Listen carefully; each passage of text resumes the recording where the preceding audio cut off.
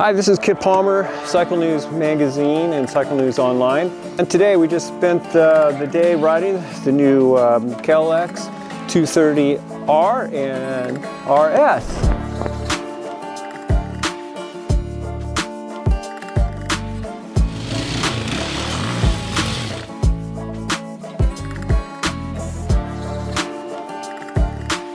But anyway, we're at Hollister Hills. Brings back a lot of memories for me. I haven't been here since the good old days of the Trans-Cal Motocross Series and the Golden State Series and 500 USGP. And I think I rode one hare scramble since then, many years ago. So it was really cool to come back here and to hit all the back trails and all the single track trails and 2-track and hit some kind of cool little motocross tracks and TTs and stuff, and just had a really good day on this. And this bike, we're here because it's pretty much, yeah, I wouldn't say it's all new, but it's pretty new. There's been a lot of changes to it, to both the R model and the RS. And the RS is basically the same bike as this, except for the suspension is lowered just a little bit, so you get a little less seat height with that. It's roughly about an inch difference. So for me, I'm about 6'1". I was a little more comfortable on the R model. So I spent a lot of time on this. I did spend a lot of time on the S model, but this was, for me, this was the bike to be on. But anyway, to get to some of the changes here, they did quite a bit. Like starting with the motor, to me, the biggest thing that they did was the counterbalancer. They added a counterbalancer to the crank, and that's marvelous. That did a great job, because when you're really kind of pinning the bike, which you kind of do on the smaller size single cylinder 4-strokes like these, really chills down the vibration a lot, and that just makes it much more enjoyable to ride. So to me, that was a really big factor, something I really noticed a lot on this bike. And a couple other highlights they did with the engine and the power is they changed up the airbox a little bit, so it breathes a little bit better, and pretty much the usual ECU changes to incorporate everything. So basically what they came up with, the bike that's got a reasonable amount of power. I'm pretty impressed with it. It pulls really well off the bottom, and it runs clean, so you never have to worry about it stalling. It doesn't pop and backfire or anything like that. It runs really crisp and clean. So a lot of times you might be coming out of a turn and there's this big hill waiting for you right after it. You can almost just leave it in whatever gear you're in and just chug right up it. It does a really good job at that. And then when things open up, I'm pretty impressed by the power this thing has. I think its power is really good for maybe a novice rider, or even a beginner, or just less experienced rider, or somebody who's learning the dirt. Really easy to get used to. And I think an experienced rider can have a lot of fun with this and just hold the throttle wide open, and plus with that counterbalancer, it makes it a lot better. The suspension is amazingly good for a motorcycle of this price. The retail price for both the bikes are $49.99, and that's amazing price, and it's that very affordable. Everybody can get into that. And like I said, you're not really sacrificing much. And the suspension on the Kawas are really good on these smaller bikes. And not only this bike and some of the other models, they do a really good job with the suspension. It's not necessarily fully adjustable or anything like that. For my weight, I'm right around 165 pounds in street clothes, and the suspension for me was fine. I don't think I ever bottomed this one out on the RS. A couple of times I did bottom that, but that has 1 inch less wheel travel than this has. So that was kind of expected. Speaking of suspension, here's Axell Hodges, a guy who knows a thing or two about pushing a bike to its limits. He was on hand all day riding the new KLX. Yeah, the 230s are a blast. How I describe it is like kind of like a bigger 110 with good brakes and a little bit more power, and I don't know, it's like the ultimate play bike out on the trails. I think it's perfect for this place at Hollister, because it's like mountain bike trails made for dirt bikes, and on a 450 or a faster race bike, I feel like you can get out of control a lot more easier than kind of more entry level, nice suspension. It's a very forgiving bike, and it's just so much fun to play around on and ride with your buddies. It's quiet too, so me and my buddy Nick been riding all day. We're talking to each other, laughing at each other. It's fun to wheelie. The pit bike track is just you bang out the rev limiter and you can hold it wide open and ride it hard or ride it slow, and just kind of a good all-around bike, no matter if you're a beginner or a pro. And so you can still be cool and ride one of these, right? Yeah, super. I love this. This is one of my favorite bikes, probably. I just recently got one. I've always had 110s growing up. I never really had like a mid-size fit bike, play bike. So I got a 230 at home now. I'm riding that more than my 110 now. So I love it. It's fun. Just on berm tracks too. The bikes are just so fun. It's not like you're all crammed on a little 110. It's more you're on a full-size big bike that's not so much power to get you out of control quick, but enough power to have fun and ride pit bike tracks or ride the trails. It's kind of good for everything. The suspension, it's a lot more cushy than like a race bike.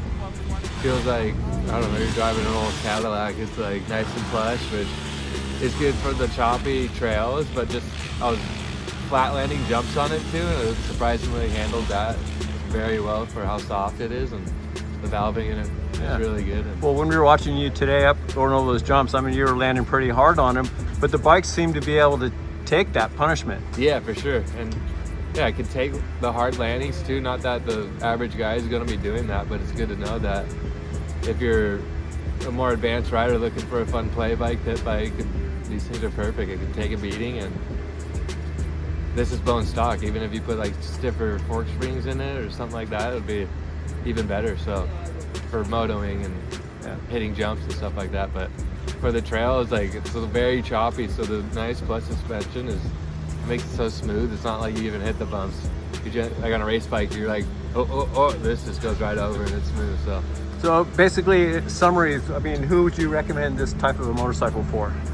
I would recommend this type of motorcycle to maybe, I don't know, 2 different groups of people, like the beginners that are learning how to ride.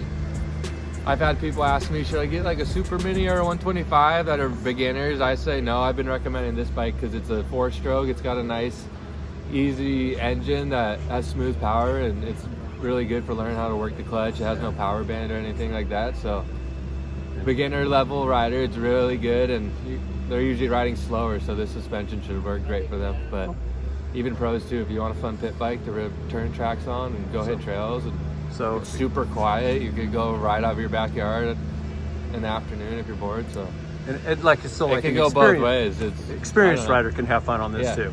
So I'd say it's good for beginners and pros. So experienced riders. So you had a good time out here today? Yeah. I don't think we're done yet, so I'm having a blast. We're still riding. But like a big thing about these bikes is the seat height. And this one, I think we turned was about 35.5 inches, roughly, rounding things off there. And as you can see, I'm about 6'1", 6 feet, right in there somewhere, and I'm completely flat-footed, actually a little bit of a bend. And so with the RS, it's even a little bit more. But I would say that most people can probably feel comfortable on this and have confidence when they ride on this, because the seat height is really, really manageable, and I think for a wide range of riders. And if this bike feels a little higher, you have the RS, which is about 1 inch lower. You do sacrifice a little bit of wheel travel with that one, but you kind of gain a little more nimble and a little quicker handling in the tight stuff on that bike too. So if that's your style riding, like single track and stuff, you're really, really gonna like that, and you're not gonna miss that 1 inch of wheel travel at both ends. So that's a really handy thing about this motorcycle. And another thing they did to make your ride more comfortable, they kind of redid the seat.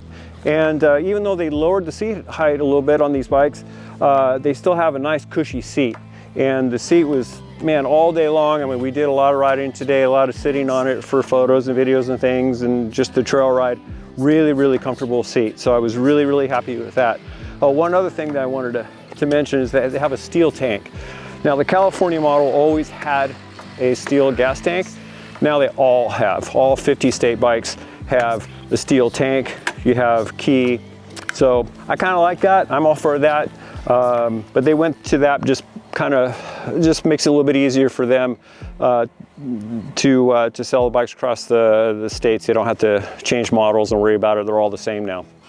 You also notice it looks just like the KX motocross bikes. They changed all the plastic, try to make it look a little bit more racy, and I think they did a great job, because this is it's almost like one piece. Like the previous model had a little cutaway right here, which could had the tendency to catch your pants on that.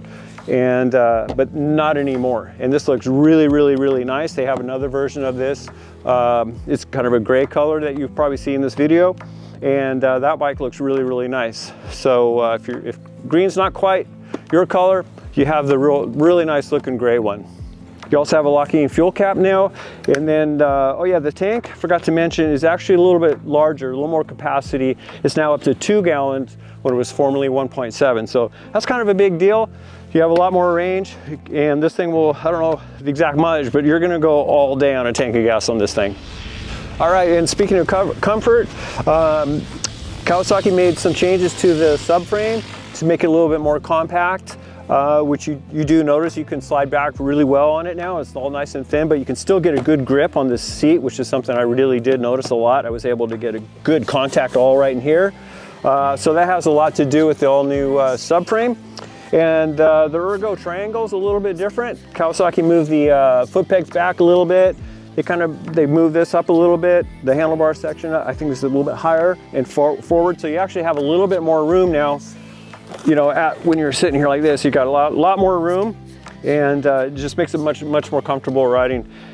All right, so actually spending the whole day on this, I'm very happy with this motorcycle. I think if you're just looking for a good off-road bike, one that's completely fun, super easy to ride, for like I said earlier, for inexperienced riders all the way up to full-on experienced riders, man, it's an absolute blast. So if this is something that you're thinking about, absolutely check out this motorcycle. I mean, I can't think of anything that I really didn't like about it at all. There wasn't anything. So check it out. I'm guaranteed you're gonna like this thing, especially at a place like this out in Hollister Hills. And single track is your thing. This is definitely a good bike to do that with. So anyway, hey, thanks for listening to everybody. Appreciate it. And you'll get a full review in our magazine as well. So check that out, and we'll also have the review on this in our Cycle News Online magazine. So thanks for watching, and we'll see you back in another one.